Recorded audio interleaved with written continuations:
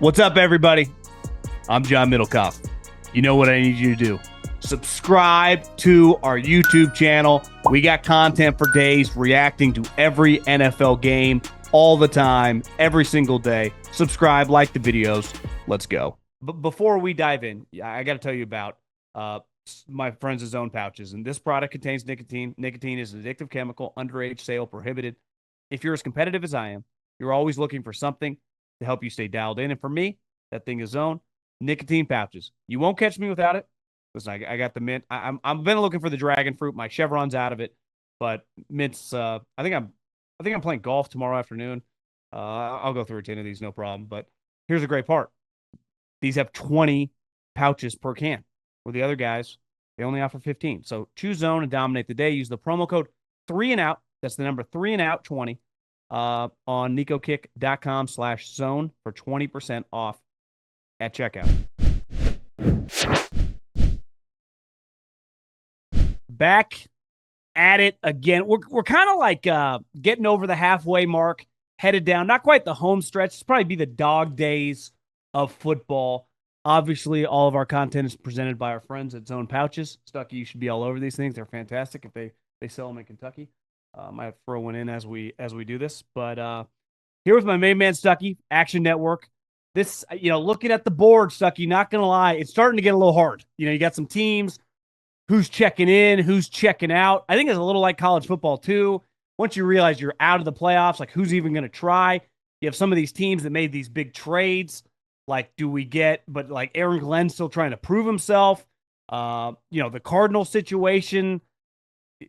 There's just a lot. The 49ers are a mash unit. We just have a lot of good teams like Tampa Bay with a lot of injuries. I don't even know where to start, but how's your overall vibe check of the season going into November? It's been good. NFL's been good so far. Yeah, it's insane. This happens every year. My vibe check is my brain is fried. Like I have trying to keep up with all that in the NFL and college football, like everything that you alluded to, all of the injuries.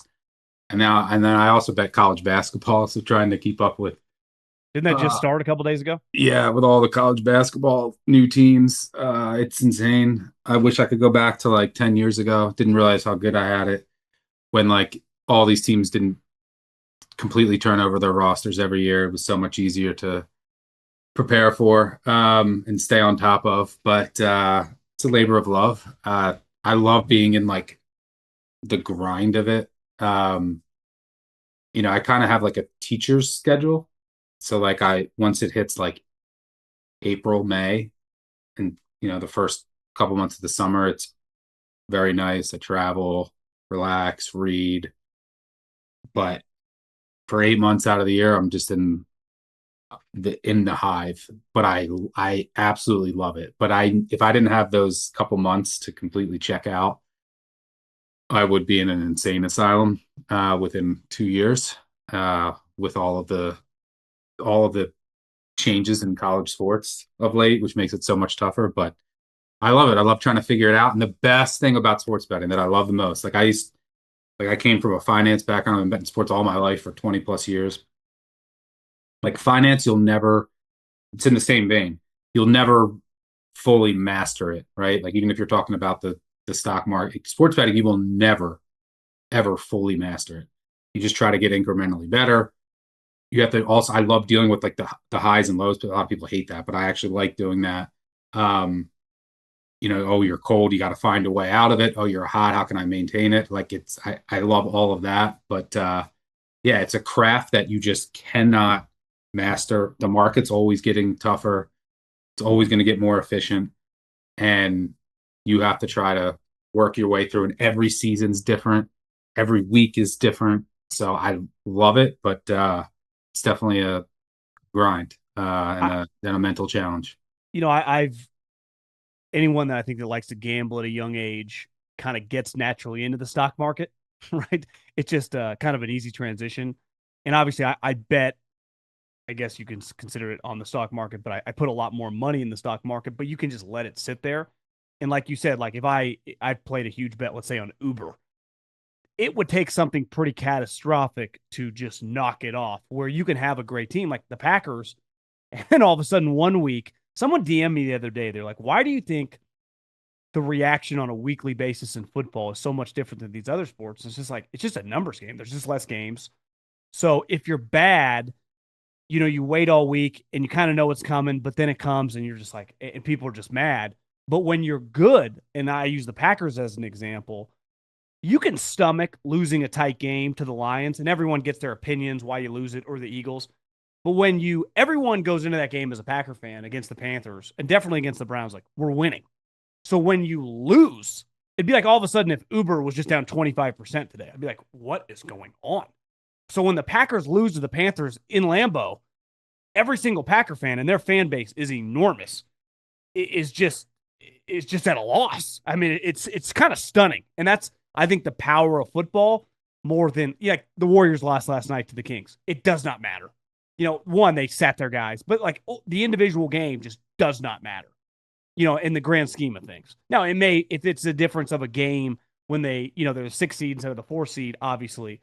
But the individual, but even then, reaction, it's not even that drastic. You're kind of faking it. Where the Packer game, that Carolina loss, is just enormous in the grand scheme of things, right? It's just, so people's reaction on Sunday night or on Monday in football, I don't think you can really overreact in football. Maybe you can week 1, but where we're at now, some of these losses to good teams have, there's a lot on the line for Green Bay and Philadelphia on Monday night, right? That's same thing with Minnesota, Baltimore. There's just a lot. These games matter a lot.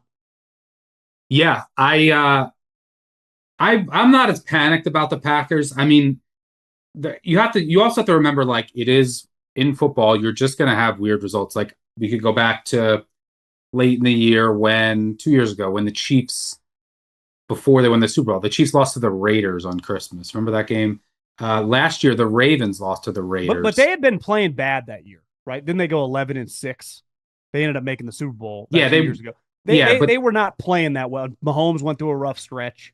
Yeah, I mean, but the Ravens last year. I know what you're saying. But it just happens. The Packers didn't punt in the game. O'Connell didn't complete a pass for 3 quarters in that game. The Chiefs never lose a game if your quarterback doesn't complete a pass for 3 quarters. Yeah. But the Packers, it was just kind of a fluky game in weather. Kraft got hurt. He was going to be a big part of their game plan. But they didn't punt the entire game. It was just weird turnover. I mean, red zone stuff and missed field goals. They got to figure out their special teams. I still think that at the end of the day, I think the Packers are the best team. They're the most well-rounded team in the NFC. They do tend to get a little too conservative when they play down, because the Packers, when they play up, they will be super aggressive. They'll hit a ton of explosive plays. They'll throw it downfield a ton. They kind of clam up a bit when they play these inferior teams, which I think can be a bit problematic. But I actually like them this week against Philly. I mean, just at home under a field goal. I think if they win that game, that spread might have been a field goal. Today's show is brought to you by our new presenting sponsor, Hard Rock Bet. We talk a lot of football and 3 and out, but there's always something to bet on. The NBA's in full swing, college hoops literally started Monday, and even the NHL is heating up.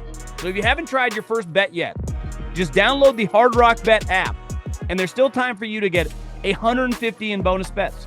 Just place a $5 bet, and if it hits, you not only get your winnings, but $150 in extra bonus bets.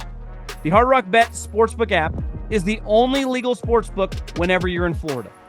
And it also is live in Arizona, Ohio, Jersey, Indiana, Tennessee, Virginia, Illinois, Colorado, coming soon in more states near you. So whenever you're listening, just open the app and check out what you've got on any given day of the week. Download the Hard Rock Bet app today and make your first deposit. All lines are presented by Hard Rock Bet. That game, we'll just jump right to Monday night. It's enormous. The underrated part about this franchise right now is Carmen Policy's son, Ed Policy, got the job this offseason to be their president, which when that organization is a really big deal because they don't have an owner. He has a lot of juice. And he said, we're not extending these guys. Now, I think Gutekunst, after the Parsons deal and clearly their roster, probably safe, right? He's not, and they've had 3 GMs in 30 years? Ron Wolf, Ted Thompson, now this guy. He was trained by Ted Thompson. I don't think Gutekunst is going anywhere. I would not fire Gutekunst. I think Gutekunst is pretty good. But LaFleur, when you say, clam up, I think people, it's not like the teams, it's him. It starts with the head coach, who's the play caller. And he's had some big moments when he had Rodgers. They were in the NFC Championship game multiple times. He's clearly solid. But I think this year, once you trade for Parsons, ton of pressure. And in a weird way, the Eagles, who are always this polarizing organization, and because of the way Howie and the pressure, it's just always pressure in every game they play in, it feels like they get to fly a little under the radar. This game, Lambeau just losing this Carolina game, it's like all eyes are on LaFleur. And like after Ed Policy said that, can they, if they don't win the division, if they got bounced again in the first round, I don't think he'd be a lock to just keep his job. Now, you could also say, who are they replacing him with? Like, they're not just, we talked about this yesterday when we were just meeting as a staff. Like, could they go to Hafley? It's like, you're not going to fire LaFleur for Hafley. That seems pretty crazy. But, like, I do think there's just some growing. You feel the tightness in LaFleur last week. While it's funny when he's like, I don't give a shit about Halloween. You can't say that and then lose to the Panthers, you know? So it's like, you know, I'll never forget, I was at the Titans practice his 1 year as the offensive coordinator. He's kind of tightly wound. You know, he's much more like Kyle than he is loose like Sean or Kevin. So, but he's not as good as Kyle, I don't think. So if you're going to be the tightly wound offensive guy, he's got a little Gruden to him too. Like, he's pretty conservative, he's pretty tight, but he's young. He's this good-looking guy, so you don't think that when you look at him, but when you watch his team play. But like you said, it wouldn't shock me at all if he beats the Eagles by like 8 points, you know, and just kind of they're in control of the game. I just think he's a fascinating case study because we're talking about all these shitty jobs and these guys getting fired. Jonathan Gannon probably fighting for his job, going with Jacoby. I do think LaFleur feels this pressure of wanting to get like a 5-year contract extension. Now, it's not college football. They easily could bring him back on a quote-unquote lame duck, right? You're not recruiting. He could coach next year. You don't have to fire him this year. But I do think there's like the elephant in the room is the LaFleur factor for this team. Yeah, no, he's definitely an interesting case study. I like him. I think it would be crazy. I do too. I'm not anti LaFleur at all. I think it would be crazy to move on from him. I also like Hafley, the hire there. I'm just not fully sold on the Eagles yet. Like, you know, you go back to that, but the offense people will say has looked better the past 2 games. That Vikings game, they just hit a couple bombs on mistimed blitz and coverages. Other than that, they really didn't do much. They still haven't been running the ball well. And yeah, they tore apart the Giants. The Giants are the worst run defense in the NFL, and we're playing with all backup secondary, all backup defensive backs. Like their defense was a mess for that game. So I'm still not sold that under this new offensive coordinator that their offense is fixed. Like they are top 3 or bottom 3, depending on how you look at it, in the league in 3-and-out rate. They've just been historically good in the red zone on 4th downs. The Green Bay offense is still much more efficient. I mean, Jordan Love is still top 2 in the league in EPA per play versus man and versus zone. Hurts still, and this offense still have struggles when they're under pressure and versus zone. They're going to see a lot of both against the Packers. And this Eagles defense, it's definitely not the same caliber as last year. So I think the Packers are the better team. I know the Eagles are coming off of a bye, but you get them at home. I think they're more well-rounded. I think you'll get their best effort here. So under a field goal, I like them here, but you're right. It's a huge game. It's a huge, especially because it's bigger for the Packers because the Eagles, I mean, it could end up determining the 1 seed. Yeah, their division's irrelevant. But their division is over. So the Packers, so this game could end up determining the 1 seed, which is big for both. But if the Packers lose, all of a sudden, you're now much more in that mesh of, are you even going to win your division? And if you don't do that, you know, you're on the road in your first playoff game, and the NFC is deep this year. So I think it's definitely much more important for the Packers, but the Eagles could definitely position themselves well for the 1 seed because the other players for that are mainly coming, you know, you look at the Rams. I don't think the 49ers there, but the Seahawks. But I think the Cardinals are really feisty still. It's like that division, you're probably going to have some more losses in there. Whereas the Eagles, their division, very much easier path. So, yeah, huge game for both. I'm really looking forward to it. I think it'll be a really big game, playoff rematch from last year. And a game where Green Bay was right there in Philly, even though they were dealing with some injuries. And their defense definitely was not as good as it is this year. I think you get their best effort here. So I do like Green Bay under a field goal. And the good thing for the Packers is now they still have to play Chicago twice, but like Chicago's good enough where they could win any divisional game. It's not Sure. like that crazy. It's more variable there. So like all four teams can beat each other in a given matchup, and there's still a lot of. I think the Packers still have to play multiple games against the Bears. They still have to go to Detroit. Uh, they go. I think they get Minnesota. Uh, they get Minnesota at home. I think. So yeah, I mean Yeah, they and the still got a Eagles lot. they still play the Commanders twice, who are a mash unit with Daniels probably out for the year. They have the Raiders. They host the Bears. They get the Cowboys again.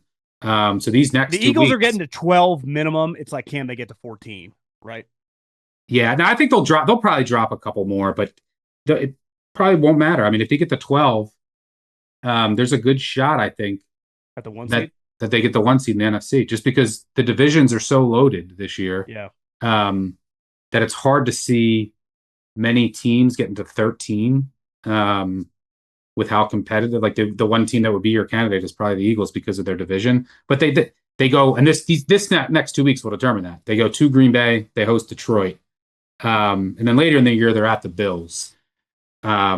So so if like they go those are the 2-3 in top those teams. games, they're in great shape. Yep, yep, And the thing is, in the NFC West, what could throw it off is that line is, I just don't think they know what to do with the 49ers right now. But they do. Obviously, they play the Rams this week at home, and their first game when they beat Seattle was in Seattle, so they still get Seattle at home, and they get some home games. It's not like Levi Stadium's exactly Arrowhead, but it is a pretty big advantage to get a home game. Don't have to travel.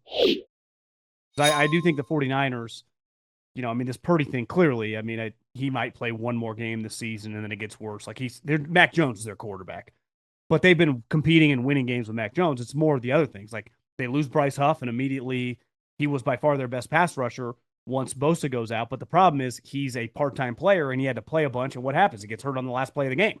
So it's like they last week or a couple weeks ago against the Texans, they were rolling out me and you, and their defensive line just not good enough, and they're just rolling with a bunch of random guys on defense. I And mean, they've obviously lost the a lot of their Rams, depth guys. So like Williams, Gross Matos, even those guys are on IR. Like yeah, it's and crazy. Pearsall's knees clearly messed up. He's not able to play. So their most explosive pass catcher beside Kittle is out. And Kendrick Bourne's been really good, but the Rams have a lot of momentum coming into this game. Now Kyle's always played Sean McVay really well, but just from a strength standpoint, you're playing a healthy team versus a team that's just on fumes. And look what it took for the 49ers to win that game in LA. A crazy fumble late in the game. Uh, Mac Jones played the game of his life, and Stafford had 350 yards and 3 touchdowns.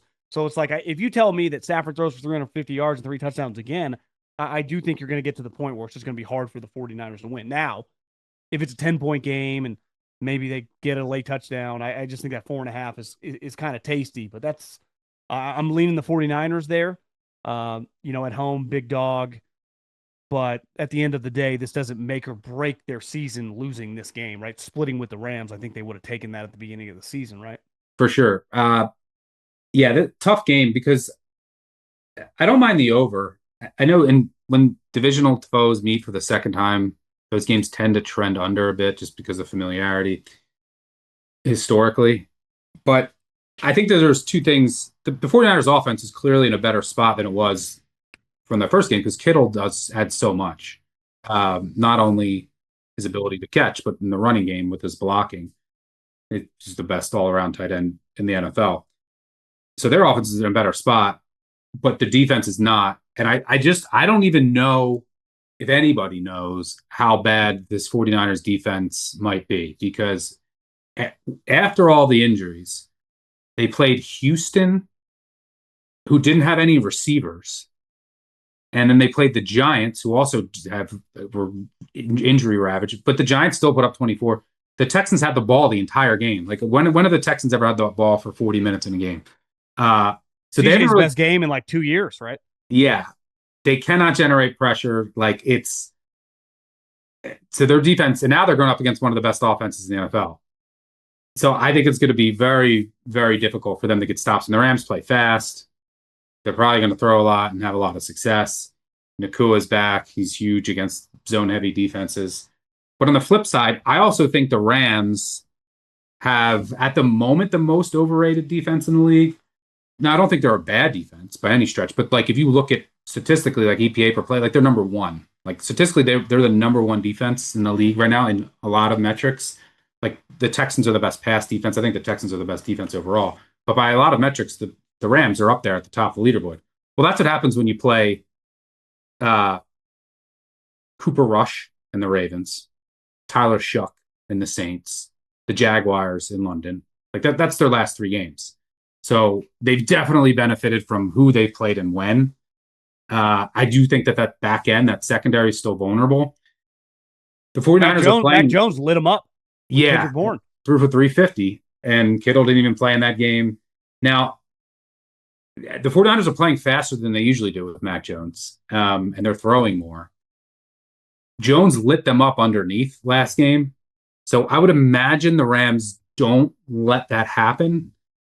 So I think there's going to be more opportunities for some more explosive plays for the 49ers down the field, which are always helpful to an over.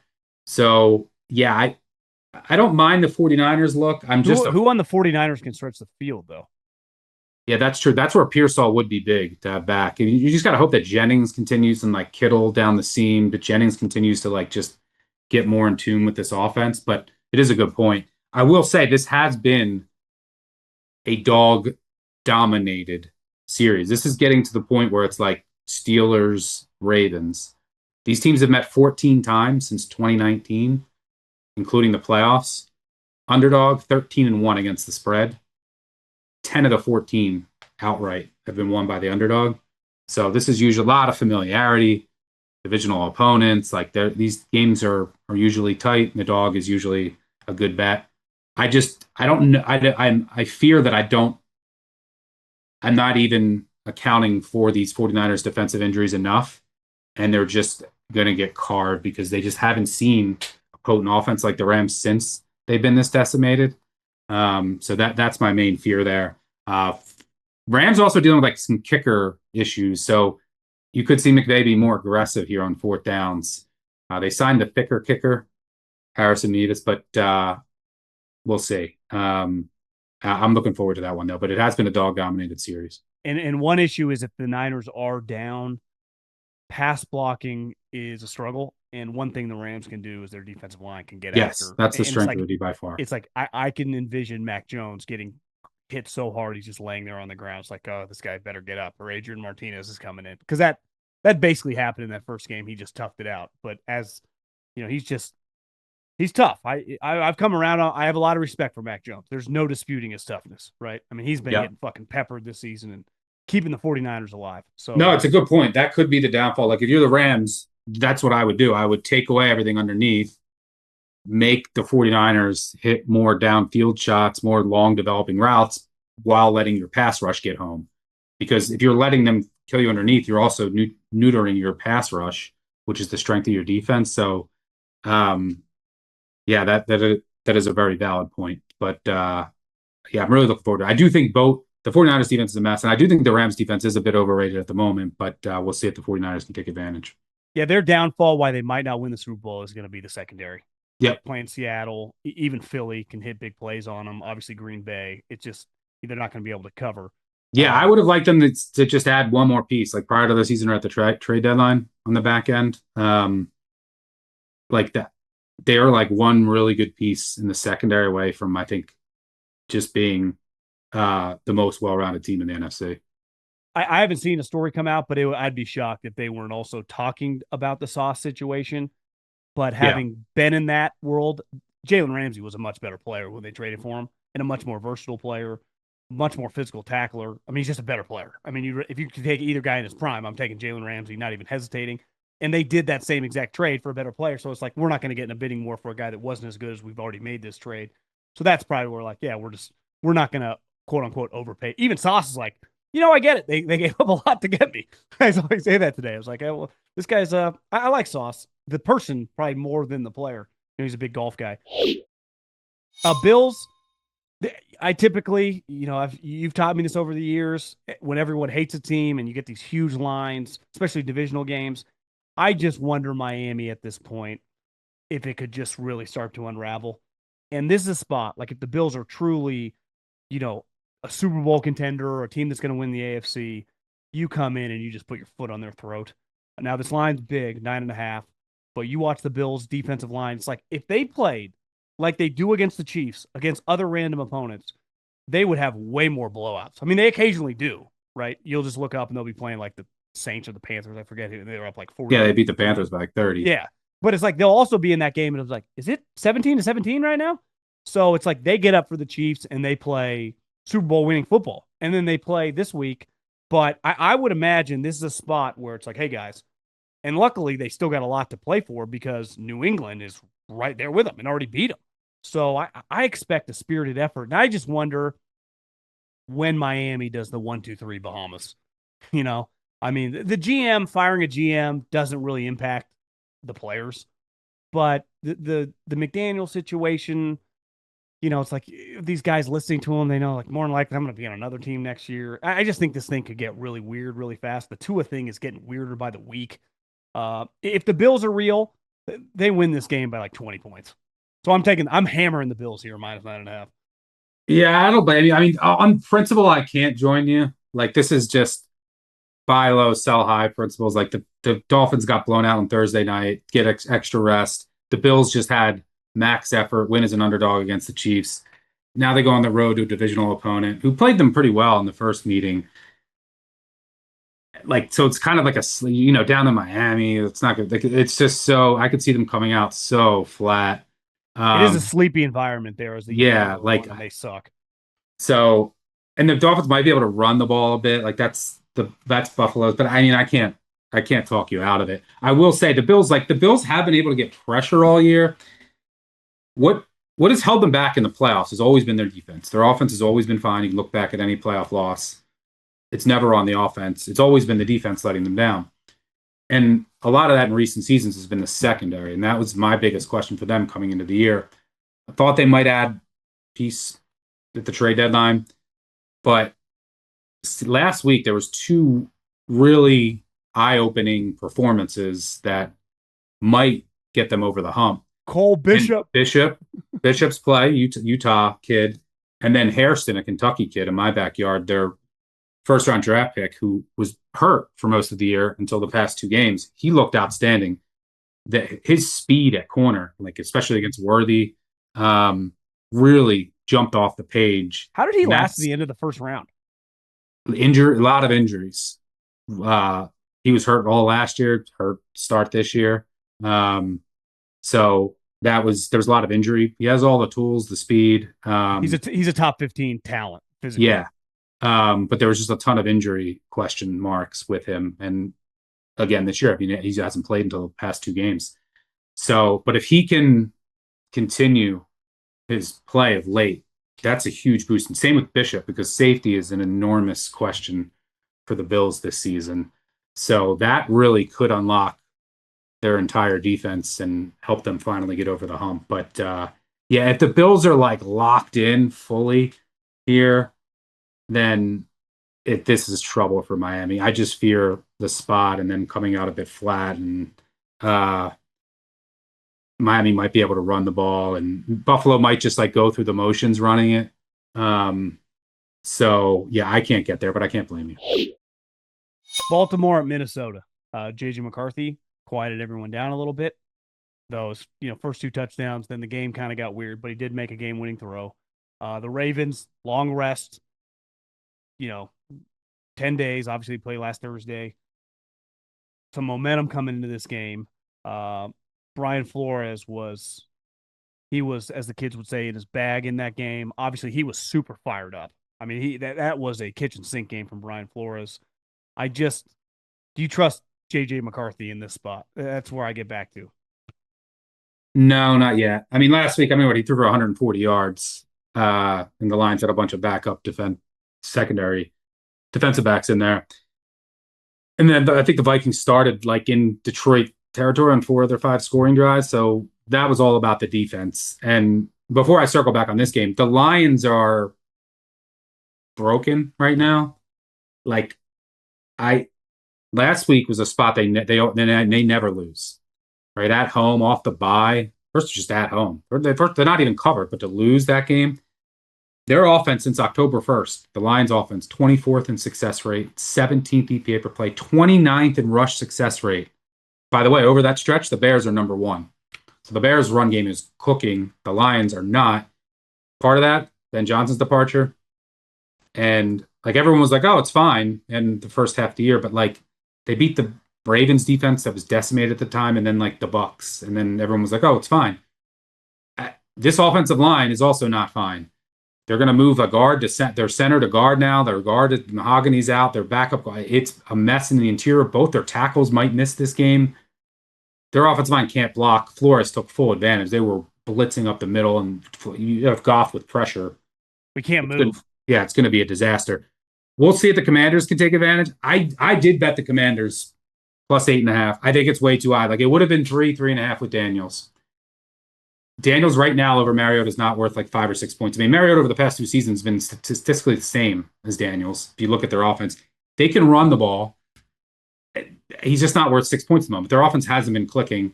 The Lions have all these offensive line injuries. They're still not fully healthy in the secondary. Ultimate buy low spot. You could say the same about the Lions. They are 12-0 against the spread after their past 12 losses. But I took over a touchdown there. Okay, we got a big football weekend, and you know what that means. Time for me to tell you about my friends, my partners, and the official ticketing app of this podcast, GameTime. There is no better app. I repeat, no better app in America to get tickets to an NFL game than GameTime. They have tickets as low as $100. And here's the thing. When you're scrolling around GameTime, there are no hidden fees. The number you see is the number you will pay for the ticket. They have deals all the time. You can search by the venue. You can search by the team. It does not get any easier. I swear by these guys. So lowest price guaranteed. Take the guesswork out of buying professional football tickets with GameTime. Download the GameTime app, create an account, and use the code John for $20 off. Terms apply. Again, create an account, JOHN, for $20 off. Swipe, tap, ticket. Go download the GameTime app today. But getting back to the Ravens, I played them first half. First half minus 2.5.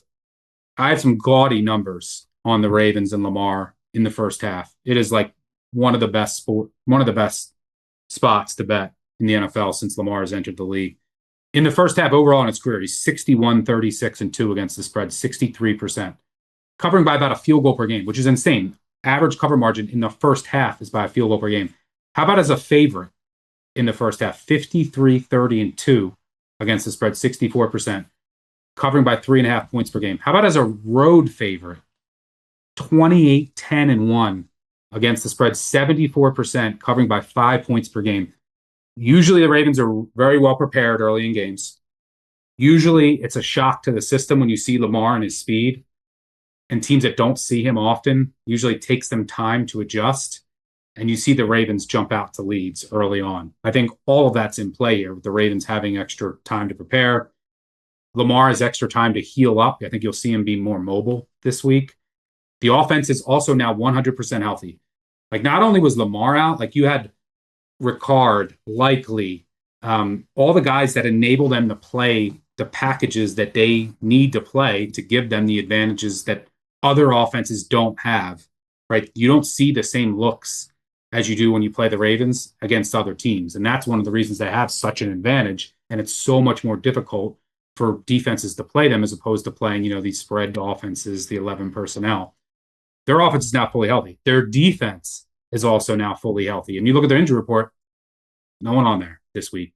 The defensive line is still an issue. That's the only place to have injuries, but they're out for the year. Like Matabuke, huge loss. They added Draymond Jones from the Titans, helps a bit, but their run D will still be an issue. But the Vikings are not an efficient rushing attack, bottom 10 in the NFL. So I don't think they can fully take advantage. So I expect the Ravens to come out here, jump out to a lead. They're also number 1 in explosive run rate. Vikings really struggle in that department. So I like the Ravens first half. They've also been blitzing a lot lately, blitzing more because their defensive line can't generate pressure. McCarthy's really struggled against the blitz so far. I am very fascinated by the matchup of Lamar versus Flores. I think in their first meeting, which was like 7-8 years ago, when Flores was in Miami, Lamar beat him 59-10. And by the way, Lamar is the best quarterback in the league against the blitz right now. which is another scary thing for the Vikings. I mean, Lamar versus the blitz this year, he's completing 79% of his passes. The next best is 72. He has 7 touchdowns, 1 interception, and he's completing 79% of his passes. He has the second highest yards per attempt and the fourth highest ADOT. So he's also throwing it down the field, completing like 80% of his passes. You just can't blitz Lamar. However, there was a game, you might remember this game. I think it was in like 2021, where it was on a short week, Thursday night game in Miami. Baltimore went down there, and Flores had Lamar lost. He ran the same blitz 33 times in this game, the same middle fire blitz. It was insane, and the Ravens couldn't figure out what to do. And Lamar was under pressure the entire game. So I am fascinated to see how that plays out. But did Flacco come into that game and get killed, or is that a different game? I think that was Didn't Flacco get killed one night on a Thursday night game? Yeah, he did. I think that was a different game, but I do remember that too. But this game was wild. Like Flores had Lamar flustered. Now that was a short week going down to Miami, like extra time to prepare. You're fully healthy on offense. I like the Ravens in the first half for sure. Jacksonville at the Texans. Obviously, CJ's out. Texans home dog. I don't really know what to make of Davis Mills. Obviously, they got a ton of injuries as well. Jacksonville's wide receivers are just in shambles. They have to trade for Jacoby Myers. I honestly kind of like the Texans in this spot. I just think they're going to get after Trevor Lawrence. Yeah, that's probably what decides this. Now that they're a dog, I would look at Texans or nothing. If you're a teaser better, I don't mind like teasing the Texans now up over a touchdown with like the Jets. I know that's ugly, but like that total, both games have total of like 38. The Jets, there's a ton of weather. I know Sauce is no longer there, but it's the Browns offense. Like, does that really matter? So yeah, I mean, the one thing I worry about with the Texans, who, I mean, they should have beat the Broncos last week. If Stroud doesn't go down, it was unfortunate.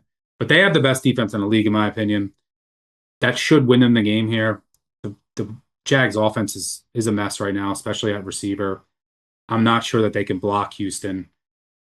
One of my fears, though, and look, their weapons are healthy now. Like you have Collins, you have Kirk. My fear is that they lost Titus Howard in that game last week to an injury. And that's like Titus Howard's not an elite tackle, but he's better than the backup Fisher, who's really bad. And the Jags do have pass rushers. But the Texans have made a pretty smart change over the past couple of weeks, and it's solved some of their pass protection issues. Because the Broncos last week had their second lowest pressure rate of the season. The 49ers couldn't get any pressure, but that was a lot to do with the 49ers. But they started using a lot more 6 offensive lineman packages. They've been going jumbo to help out with protection and help Stroud out. And it's paid dividends. But if Howard's out, like can they do that as often? And then when they don't, your right tackle is much weaker. So that is a bit of a concern. But now that this line has flipped to Houston as an underdog, I think that's the play. The same with the Jets. Like, it's ugly. Who wants to bet the Jets now? But now that line is flipped to the Jets as an underdog, I just don't think that Dylan Gabriel should be a road favorite. And the Browns defense, we've seen it for 3 years. It is not the same unit for whatever reason on the road. They just do not play up to the same level when they're outside of the land. And like I said, Sauce not going to be there. Who cares? Gabriel's success rate is like 36%, lowest in the league by a wide margin. That offense is not going to take full advantage. Quinnen Williams' loss will hurt as a run stopper, but he's a deep tackle. Like, he's not worth 3-4 points to the spread. So I like the Jets as a dog. God forbid if you bet that game, you have to watch it. There's going to be rain and it's going to be ugly. But yeah, I would look at both the Texans and Jets as home dogs. Colts, what was your initial reaction when you saw the trade? I thought it was way too expensive because I'm just not a believer in Daniel Jones. Now, if they are a believer in Daniel Jones, like, then they think they can win a Super Bowl, then that's how we will grade this trade. Like, remember at the Rams, some of their moves that they made, and everyone was like, what are they doing? They trade all their draft picks away. They got a Super Bowl. So you can't. So it was the right move. It was right. Now I know like it's playing Monday morning quarterback, but that's what you're in this to do is win a Super Bowl. And they went to another one. Like they were winning big games. Yes. So I do like I think I like that Ballard is now being aggressive in the secondary. It might be because his seat was getting a little warm. It's something that he's neglected for years. But getting Ward, Gardner, and you have Kenny Moore in the slot, now that's arguably the best corner trio in the NFL. Your safeties are solid because you went out and you added safeties in the offseason. You also got rid of your horrendous defensive coordinator and you brought in a pretty good one. Like now the defense, especially once Ward comes back, the pass rush still isn't great, but it's championship caliber. The offense, you have the offensive line, you have the best running back in the NFL. You have great weapons, great versatile weapons everywhere. It just comes down to the quarterback. Now, you believe in Daniel Jones and you go after it and you think he can win a Super Bowl, then I think it's the right move, even if I think it was too much to give up. However, I don't believe in Daniel Jones. Like, I don't think Daniel Jones can win a Super Bowl. So therefore, I would not have done it. Like, even when Ward comes back, your secondary is good enough if you want to like but they must believe in Jones because that's what this signals. This signals that they believe in Jones. They don't need to get another quarterback. They don't need draft capital. And they're going to be in on him for this year, next, and so on. So, but I think at the end of the day, we have a large sample size that says who Jones is. And I know that the situation wasn't great, but I mean, look at last week against the Steelers defense that couldn't stop a nosebleed all year. And they end up turning the ball over every other possession. He looks flustered. And I just can't see, at the end of the day, to get through the AFC, you're going to need to have an elite quarterback who can go toe-to-toe with Allen, with Mahomes, with potentially Lamar.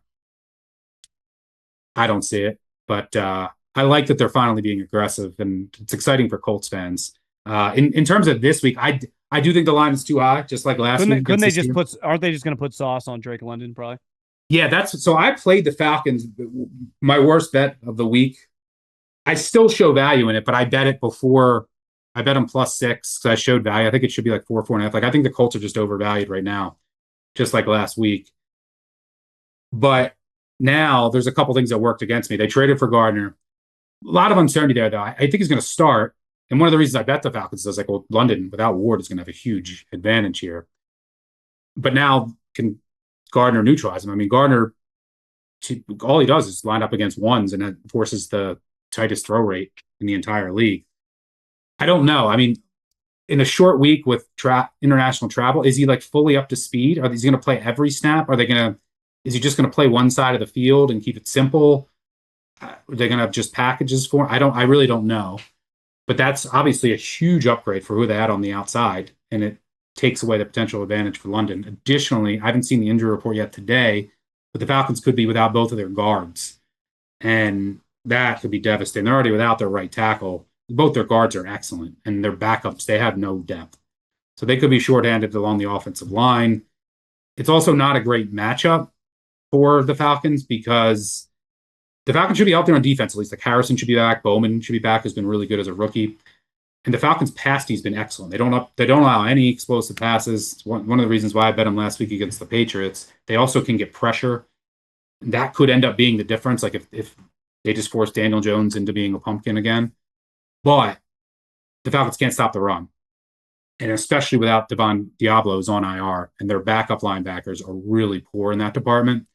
And Steichen came out after last week and said, look, I didn't give the ball to Jonathan Taylor enough last week. So what does that lead you to believe? Well, this is going to be a big Jonathan Taylor game. And like the Patriots can't run the ball. So that was good for the Falcons last week. The Colts can. So if the Colts then are just gashing them with Taylor, that means your safety's got to start coming up. And then that means your play action. And then you're going to have all the throws that Jones can make and has made. Your easy throws to all of their weapons with the defense just fully committing to Taylor, who they might not be able to stop. So Yeah, with Gardner in the mix, the offensive line injuries for the Falcons, I do not like them as much as I did. My numbers still do, but matchup and other factors now with Gardner being added and that uncertainty around that, probably wouldn't play it now. If it does get to a 7, I would still play the Falcons, but not the best matchup for them. Very inconsistent team too. Like, what are you getting from the Falcons on a week in, week out basis? You never know. We talked about this last week, the Tomlin spot, and it was kind of at a fork in the road for a season, for his career potentially with Pittsburgh, and they answered the bell. But there was a moment in that game. They're down 7-0. And the Colts had like a 14-play drive, and they'd only gone like 40 yards. But it was like, is this how your guys are just going to go out, just getting just slowly bludgeoned to death? And then TJ came through with that fumble sack, and then it turned. And then they rattled off 17 points, and then the floodgates opened with their pass rush. Well, the Chargers, Alt is out now. That offensive line, man, is just if that Steelers defensive line plays like they just did, I don't see how the Chargers can win the game. Especially, let's face it, they become pretty pass happy. Greg Roman's kind of changed his tune this year, rightfully so. He has one of the best quarterbacks in the league. But how are they going to protect them? But I've bet on this before, and all of a sudden TJ's just nowhere to be found. But when they play like they did last week and he starts playing well, it opens it up for everyone else. And then you just got guys coming from all different angles. And I can just envision if they have the same defensive line effort, I just don't see how. I like the Steelers here +3. Plus, this home field for the Chargers, there For, are going for the to be, Steelers. it is going to be 80%. I mean, I remember going to Raider games at the Coliseum when they would play the Steelers, and I swear to God, it was like basically a Steelers home game. They have a lot of fans, and they have a ton that live on the West Coast. This place is going to be loud. They're going to have to go silent count, I'm sure. And it to me, it just all comes down to, do I get this similar effort from the front? Because if I do, then it's on like Donkey Kong. If not, then yeah, I mean, it wouldn't shock me at all if the Chargers win. But I'm just betting on this pass rush. Maybe I'm an idiot, but I'm taking the Steelers here +3. Yeah, I don't mind taking the points here. One other note on the Colts, just there will be a game soon when they get fourth down out of the game. So Steichen's very aggressive. They're 15 of 17 on fourth down this year. Their opponents are 9 of 18. So they've been very fortunate, but they're going to have a game. Like last week, I think they were 3 of 3 or 4 of 4 again. They're going to have a game where they go like 0 of 3 on fourth downs to kill 3 scoring drives and then get upset. So they have some pending fourth down variants that it's coming. Just thought I'd throw that out there. But that's a big reason too. Like when historically we see didn't punt, it was always like, they probably scored 40 points. Now that happens a lot. It's like, well, these teams are going for on fourth down. So like it's a little bit of a different, the game is played a little differently than it was 10, 15, 20 years ago, right? Yep. In regards to the Chargers, the Steelers also, I will note, I talked about this last week. I said, hey, with all these injuries, with Deshaun Elliott out, and like this is the time where I want to see what they change. They should change their coverage. They should go more too high against Daniel Jones, who's not as good against too high and will make mistakes. Well, that's what they did. They went more too high as much as they did all year, and they put Ramsey back at safety. So they made some changes that paid off on the back end, and then their pass rushers came to play because that's a good Colts offensive line, and they made plays. And that's usually what happens when the Steelers win games, and when they win as underdogs, it's almost like a replay of Watt beating the tackle and then stripping the quarterback and recovering it. I mean, how many times have we seen that? Like 32 times over the past 8 years. And it's a game-changing play. So, yeah, the Alt loss is just devastating. I mean, there's not many teams. There's just an epidemic in the NFL with lack of offensive line depth and caliber of play. When you have 2 bookend, Pro Bowl caliber tackles, that is such an advantage over the rest of the league. Not many teams can say that. But losing both is not, I don't think any team can really overcome that. And they've also had other injuries in the interior, and the center has been a mess. But if you look now, it's probably not this drastic, but this is what the numbers say. If you just look at the on-off splits with Alt and without Alt, and the numbers say this, and to be honest with you, the eye test says it. I mean, it's crazy. They're a top 5 offense over the past 2 years with Alt, and a bottom 5 offense without them. Now, I don't think he's worth that much, but it's drastic, especially when you don't have Slater, if you don't have your other tackle. Like the trickle down effect is massive. And the Steelers are specifically built to take full advantage. Well, So everyone in the AFC has good pass rushers, and specifically in their division, right? You can put guys over the tackle once you have a weak link from Max Crosby, obviously Denver and the Chiefs, that it can expose you in the blink of an eye, and that's where the Steelers fall, right? yeah, the one team that doesn't is the Ravens. If you're a Chargers fan, you wouldn't mind seeing Good the matchup. Ravens from that aspect because they don't have the elite edge rushers. Um, their like defensive line. The Chargers could handle that, so that would just be a shootout. If the Chargers and Ravens play in the playoffs, it's probably a good over. Anyway, I'm getting ahead of myself. So yeah, that could just wreck the game. And this offense is not the same without Alt because they already don't have Slater, and it's will in all likelihood cap the Chargers ceiling. Now they went out and they traded for Trevor Penning. I mean, that's not going to move the needle, but there was nothing they really can do because tackles are expensive. They're also very rare. They're a very scarce resource. So you can't go out and like break the bank for a tackle at the trade deadline when you already have two Pro Bowlers there to come back next year. So you're just stuck. And you got to get Penning and play him at tackle, even though he's more of a guard, uh, and failed at tackle in New Orleans. That's that's their solution. It's like Bobby Hart and Trevor Penning. Becton might not even play. Bozeman's been one of the worst centers in the league. It's a mess, and it's probably going to cap their ceiling, and it'll probably prevent them from having a chance of making a run uh, at winning the Super Bowl. So I imagine that this is next year is a huge year for the Chargers and for Herbert. Like they'll be interesting in the futures market. Like Harbaugh's continuing to kind of build that roster how he wants it and kind of forming it. And like now you give them one more off season, kind of plug some of the holes that they have. There's still some holes on that defense that they could fix. And then you get the tackles healthy. I think maybe another interior offensive line. They got to fix the center. Slater's injury was really bad though. Like it was like a devastating knee injury. I think like Yeah, that's ligaments and fair. stuff. You just never know. That's I mean, fair. I'm rooting for him, but it was like it wasn't just your typical. It's like Brandon Ayuk. It wasn't just an ACL. It was all these ligaments, and like Brandon Ayuk's probably not even going to play this year. It's like it's That's true. that's just the one red flag. Obviously, if Alt's there, you can figure out another tackle. If Slater's career, let's say, is in question in the offseason, it's easier to handle that Yes. than Yeah. right now. But I think next season is the more intriguing season for the Chargers now. And yeah, I don't mind taking the 3 on Sunday night because it might just be that simple that the the Steelers have moved the ball efficiently with Rodgers. And they're unique to play against.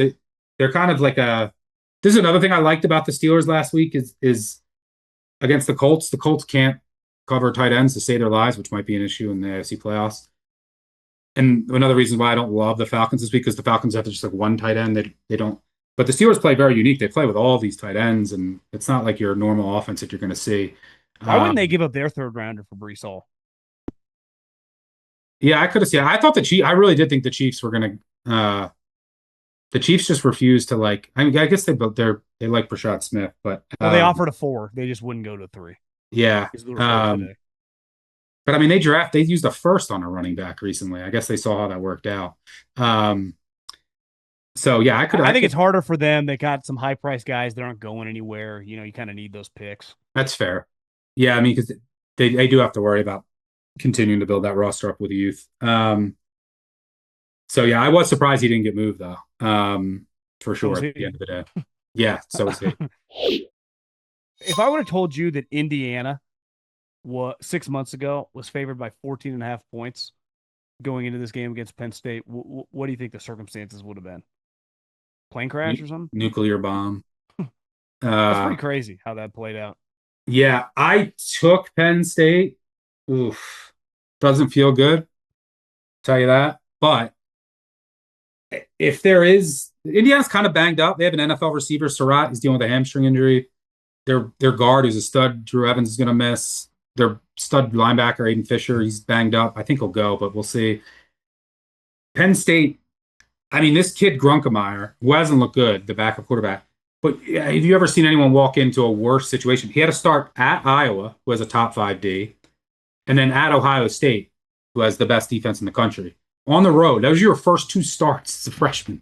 So I would imagine he looked a little better last week. Like, just when I say better, like more poised and confident in the pocket. He's going to improve with more reps.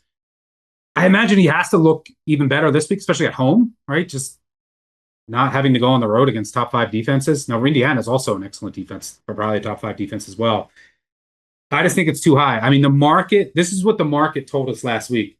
Penn State got bet hard. It ended up being wrong. They had a chance at the end to get in the back door, but they got bet hard right before kick. That line closed 16.5, 17 at Ohio State. Now we're saying Indiana is a 15-point favorite at Penn State. Now you upgrade Indiana after last week for crushing Maryland. You downgrade Penn State for losing at Ohio State, but not drastically either way. So let's just rewind and say, okay, Ohio State's 17-point home favorite over Penn State. Home field for both is around 3.5 points. So that implies that Ohio State would have been minus 10 at Penn State last week. Well, and now Indiana's minus 15. The look-ahead line for the potential Big Ten championship of Ohio State-Indiana just opened. It's Ohio State minus 3.5. It's the market. No, it's not the most efficient market to look at market, but that's what I also have. I have Ohio State. I think they're like a little field goal plus better than Indiana. So, but now in 1 week, we're saying Indiana, based on just these two markets. Now, I know it's not that simple, but is 5 points better than Ohio State based on those two lines? So I had to take over 2 touchdowns. I make it like 13. And I'm going to hold my nose. Cignetti runs it up. Maybe he does it. Maybe he wants to get Mendoza the Heisman. But Penn State can at least run the ball a bit. Their pass D is still pretty good. They can't stop the run for whatever reasons. Maybe that just makes Indiana run it more, which is helpful for a bigger dog. I took the points. It's scary. Well, Ohio State, Indiana would be the only Power 4 conference championship, assuming Ohio State, finally beats Michigan, where 2 undefeated teams are playing each other, right? And yeah. Now, if Ohio State loses to Michigan again, then they're out of they would lose all the tiebreakers. Like, well, obviously, if Michigan's probably going to win out until that game, so Michigan would go. But also, if USC wins out and Michigan beats Ohio State, then Michigan would go. If Iowa wins out, and because Iowa and USC play each other. How does Oregon not control their own destiny if they win out? They've only had the 1 loss, right? Oregon, I'll tell you right now, they might. Yeah, they should. Assuming Ohio State loses to Michigan, we're saying. And again, I mean, college football, especially in this era, you can never assume anything. That's one thing we've learned. Because Oregon plays Iowa, and they're 6.5-point favorite on the road, which, let's face it, I mean, that's a tough place to play. That's a pretty good game. And I told you this right before we press record. I missed the Pac-12. I've moved on, but like matchups like this are cool. This is Iowa playing games in the middle of November against random opponents in the Big Ten. Sometimes can be pretty boring. This gets me to watch Iowa.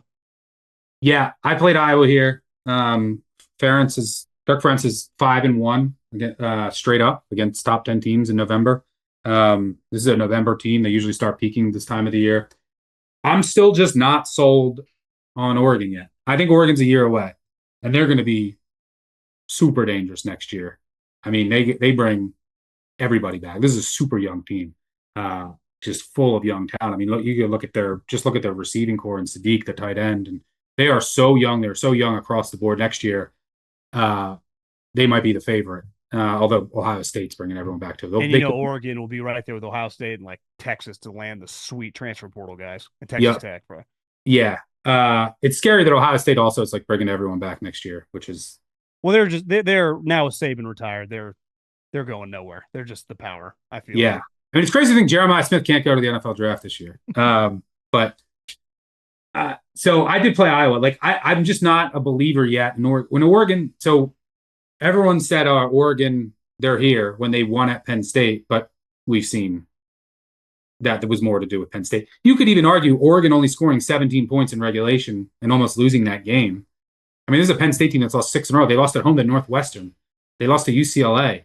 They got, just trucked by Ohio State. And this is Penn State is not a very good football team this year. Took Oregon to overtime. What has Oregon done other than that? Like they blew out Rutgers, who has the worst Power 4 defense. But besides, they were up 17-3 late in the game. Yeah, but it was still they weren't like carving them up. It was very like tough play. That place was rocking. I mean, that was tough. I still give them credit for it, but it's nowhere close to what it was. The Penn State defense has been bad this year. It's pretty shocking. I mean, the game was 3-3 at the half, I think. So Oregon hasn't really played anyone else. Both these teams played Indiana at home. Iowa had the ball with a chance to win late. Oregon did not, and they even got a pick six in that game. Iowa's defense is legit. This is a top 5 defense. They don't give up any explosive plays. That's every year under Phil Parker. They're always top 2. They make you work the ball down the field. I need to see this Oregon offense prove it to me against an elite defense. So I took the points here. The Iowa offense is improving. They still don't have real weapons on the outside, but they can run the ball. They have an excellent offensive line. That's Oregon's weakness on defense, their run defense. You can push them around a bit. So I think Iowa will be able to control this is going to look like this is the only way Iowa can win. Iowa can't win this game, 27-24. But look at the conditions of this game to be windy, rainy, cold, rocking stadium. They're going to control the ball. Gronowski, they're going to run him a lot. They're just going to run the ball, lean on their offensive line. Weather conditions favor them, slow down Oregon and their athletes. They're going to take away explosive plays. And then the biggest advantage of all, and if this is close, it'll probably decide the game. Iowa special teams. They have the best special teams in the country once again every year, and they're excellent in every single phase. Talking the punting, the field goal kicking, the returning is excellent, and Oregon has some deficiencies on special teams, and that's how Iowa wins these games. And the total's now down to 40 because of the weather. So if this game is like 13-10, 17-13 in the fourth quarter, how does Iowa usually win these games? You'll want to pull your hair out because they'll be at the 48 on 4th and 2, and Kirk will punt. 101 if they're down 17-13 with 8 to go, 4th and 2, mark my words, at the 48 of Oregon's 48, Kirk will punt, and more times than not, it'll be pinned at the 1. And then they're either going to get better field position or they'll get like a punt return touchdown on the return punt or force a safety. Their field goal kicking is really good. That's how, and all those hidden yards. So Oregon, huge athletic advantage, like just talent. Phil Parker, the defense coordinator, I would talk about this. He's like, they're fully funded. They have much more funding than us this week. So Lanning will have his guys ready to look like he did a bunch of cocaine before the game. He'll be on the sidelines going crazy. But I took the points. I think it'll be low scoring, points at a premium. Special teams could be the difference. I think I will be able to run the ball enough to stay in this. And I think this is like a 20-17 type game. Kyle Shanahan and Matt LaFleur just fell out of their chair when you said that you can win games because of special teams. Yes. It's amazing what happens when you focus on those units, and obviously Ferentz has learned that a long time ago from Belichick, but way back in the day, it's a point of difference, Yeah, especially for a team that doesn't have as much, they don't have the raw talent. So, like, you have to find other ways. Defense, special teams, they got to dominate on that because they're never going to be great on offense, besides maybe a running back, right, or tight ends. And having the elite special teams plays into all that other stuff, like elite defense, rushing attack, conservative offense, like field goals, field position, all that ties into each other, and that's how they're able to kind of overperform and why they've been so good as an underdog. But really fascinating game because Oregon, it's like if they lose this game, resume starts to get dicey because your best win is Penn State all of a sudden, and you have 2 losses. I mean, at Penn State's not even going to go to a bowl. You have 2 losses. And you still have Washington and USC on the schedule. So Oregon, I think, is very high risk for missing the playoff. I was pretty dialed into USC, Nebraska, like because USC goes to Oregon, right? once he broke his leg. I mean, I give that kid a lot of credit. I mean, he was walking around on the sideline with a broken leg. I just assumed like it was a bad like ankle roll or something. So but it just USC was 14-6. They missed that field goal, and then they drive and score, and then they get the 2, and then it's tied. They were in trouble. Yeah, they can't travel. I mean, it's insane under Riley. Well, tough in the Big Ten to travel. It's And tough. this is, Iowa, Nebraska. Like, you do have to have a tough physical person. That's where Oregon's fit right in. Like, we're tough, we're physical, right? So we're not. It doesn't quite look the same with USC. I can imagine some of the former like Pete Carroll's guys watching their squad. Like, why aren't we more physical? How is this? We're just a kind of a run and gun offense. And this is the Lincoln Riley thing. I mean, this goes back to Oklahoma. I do believe philosophically, like, why does Dan Lanning have physical teams? Well, who the fuck did he learn under? It's like how you're taught and how you recruit. Like, I just think Lincoln in a perfect world would have like 7 Mekhi Lemons and obviously he would like a better quarterback and a good running back, but he cares about offense. Like his defense, you go back to Oklahoma, their offenses were incredible.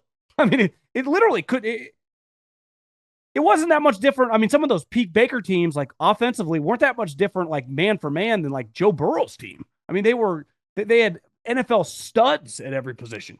You could argue they were obviously Burrow had better wide receivers, but they had tight ends, the running backs. I mean, it was crazy. So I think the Lincoln thing, he is kind of what he is. I think he'd be much better suited for like the Big 12, the way he wants to play. It's funny you say that. And in regards to Oregon, I do think they're much more likely to get picked off at Washington in the finale than lose at home to USC. USC needs to get their backs back too, like so they can run the ball. That's how Lincoln Riley offense always starts, and that's how they would have been able to run all over Nebraska if they were healthy in the backfield. But this offseason, whoever Texas Tech wants in the transfer portal, the defensive line, USC should just offer more money and get those guys. Well, it's funny you mentioned Texas Tech because there's been like some rumors out there that Riley might go to Texas Tech in the future. What would happen to Joey McGuire? He'd be out. I don't know. I will say for Riley, he would fit there. This could have just been message board nonsense. I was just reading. No, but is Joey McGuire not as good as Lincoln Riley in 2025? Is there a big difference between the two? I don't know enough about Joey McGuire. I don't think so. I think Riley's the better coach. Like now, McGuire's had he has a roster that just like can't lose this year. There's been some questions in Lubbock about him. Now, he made 2 outstanding coordinator hires, so he's got good coordinators this year, too. Was he a former, is that kind of like Hugh Freeze, right? Like a high school guy, worked his way up. But I will say Riley, but yeah, he would fit there. And then also in the Big 12, you don't have to travel 2 time zones. No. The furthest you travel from Lubbock would be to Utah and then West Virginia. So you're just going from Central to Eastern, and obviously his teams just can't travel 2 time zones. A lot of Kansas States, Iowa State. Yeah. It's a little way easier. And it's more finesse. It's more of a finesse conference. Although with Texas Tech, if you haven't watched Texas Tech this year, I do think that they're a legit Big 12 team that can make a run. Do you like them this week against BYU? I do. The number is kind of rich, but at 10 or better, that's the side of it. I mean, this BYU team's been super fortunate. I think the difference in this game will be Texas Tech's defensive line. Like the Texas Tech defensive line is like, I'm taking the Texas Tech defensive line over Georgia's by far, Alabama's by far. This year, those teams, they don't have your typical Georgia and Alabama defensive lines. Texas Tech has your typical top 5 team defensive line, and they can dominate a game. And BYU has been very, very fortunate. I mean, against Utah, they outgained them by 150 yards. They kept going down to the red zone and turning it over on downs. Against Arizona, they were down 10 late, won in double overtime, got a fortunate fumble. Against Iowa State, it was 5-0 turnover advantage. They were about to get blown out of that game. Little smoke and mirrors for this BYU team. Tough place to play. Baron Morton's back at quarterback for Tech. So, I think Tech gets it done. But, yeah, it's not a discount. The last one I'll mention quickly, Cardinals in the NFL. I do have to get a word in for the Cardinals. I think they're the most underrated team in the NFL right now. I had them against the Cowboys. I'm going to keep betting them. Their defense is legit. And they went into Dallas, completely shut them down. They're now healthy with Garrett Williams, Will Johnson at corner. Walter Nolan, their first-round draft pick, made his debut. He looked fantastic. They're perfectly designed to shut down the Seattle offense, which is excellent, which is arguably the best in the NFL right now. Darnold is shredding the blitz. The Cardinals don't blitz. He's shredding off play action. They go heavy play action. JSN's been incredible. The Cardinals are built to stop it. They'll go with their 3 high safety looks. They don't allow any explosive plays. Think about the first meeting. The Cardinals held them to 20 points. Nolan didn't play. Johnson didn't play. Williams, their whole secondary was out. They did the best job of any team this year on Seattle. I think they can keep that offense in check enough. And the Cardinals offense, you can't argue this, is better with Brissett. And Murray has been dreadful against Seattle. McDonald owns him. I mean, in 3 meetings, he has 14 sacks and 6 interceptions over the past 2 years, 6 yards per attempt. He's been dreadful. Brissett, lowest turnover-worthy throw rate of any quarterback this year. He's not taking sacks. He's not taking the killer negative plays. And the whole offense looks better. Harrison's involved. They're using play action more, and like their run game's even better, even though they don't have any backs. So I think the Cardinals will be feisty. This is still a team that could easily be 6-2. They haven't lost to anybody by more than 4 all year. I like them 6.5. Wait to see if a 7 pops. If it's a 7 comes, which I think it probably will at some point, even better. I think the game's close. I think it's a good matchup for the Cardinals. I think it'll be a really competitive game. You know who jumped off the screen that Monday night game with Josh Sweat? It's like, God, no wonder how he's been trying to search him for pass rush. I mean, that guy looked like TJ Watt or something coming off the edge. Yeah, they can, especially now Nolan gives them juice. Like they can get pressure. They don't have to blitz. And they make teams work down the field. And you saw that in Dallas. Like that's a Dallas offense that was shredding everyone at home for years. And they didn't have an offensive touchdown until the 4th quarter. Wasn't Walter Nolan one of the guys when Jimbo Fisher, when NIL first started, they gave like all that money to a bunch of guys, and he was one of the big money guys at A&M. And yeah, then he went to Ole Miss and dominated. I mean, he was dominated. I'm dominating every week for that defense. No one could block him. And last week he had, a sack, 3 tackles, 2 batted passes, 2 tackles for loss. In his first start again in Dallas. Well, defensive line is unstoppable if you have good edge pressure and then a dominant interior guy. There's no way to, a lot of teams have one or the other. And this is where Philly, like last year, they had both. They had good edge pressure and they had the dominant inside pass rusher. So when you are dropping back on 3rd and 8, and it's like, I got a defensive tackle that can smoke a guard or a center, and then I got edge guys that can get off the edge and I don't have to blitz, I'm in trouble, right? And that's where I really think it does look like Ernest Jones is back at practice for Seattle, which is big because they don't have linebacker depth. But that's why Seattle's a legit Super Bowl contender. I know you've been on board as long as anybody. Got a 5-1 to win the division. And like Darnold playing like this, and like Kubiak in this offense, they're unique too. Like they go heavy. They can't really run the ball efficiently. But it doesn't matter. They use that to set up play action, and teams are taking the bait, and they're like, and then it's JSN is unguardable. Now you're adding Shaheed as another deep shot. You still have Horton. These tight ends are all good, and Darnold just has full command of this offense. But it's a lot of it is easy button stuff, like off the play action. There are guys running wide open, but the other, like you're marrying that with the defense, which is one of the best in the NFL at getting pressure without blitzing.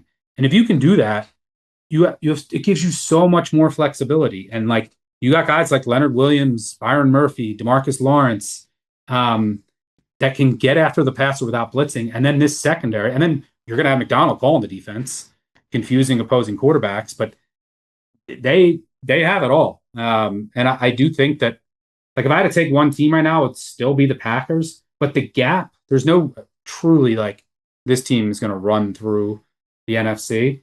And this is another reason why every game in the NFC is so important. We talk about that Eagles Packers game. If the Packers don't win the division, depending on how things shake out, like you could be on the road against Seattle or the Rams in the first week, in wildcard weekend. You're a dog week 1 in the playoffs. Like that's miserable. And but if you get the 1 seed, you got to bye and then a home game in Lambeau. But like this is a different NFC than years past. Like on the road at Seattle or the Rams this year, I mean those are 2 teams that could easily win the conference. Like the NFC is it's going to be a heavyweight fight till the end. Totally. Okay, Stuckey, let's enjoy the week. Appreciate your time and talk to you soon, buddy. Absolutely. Have a good one.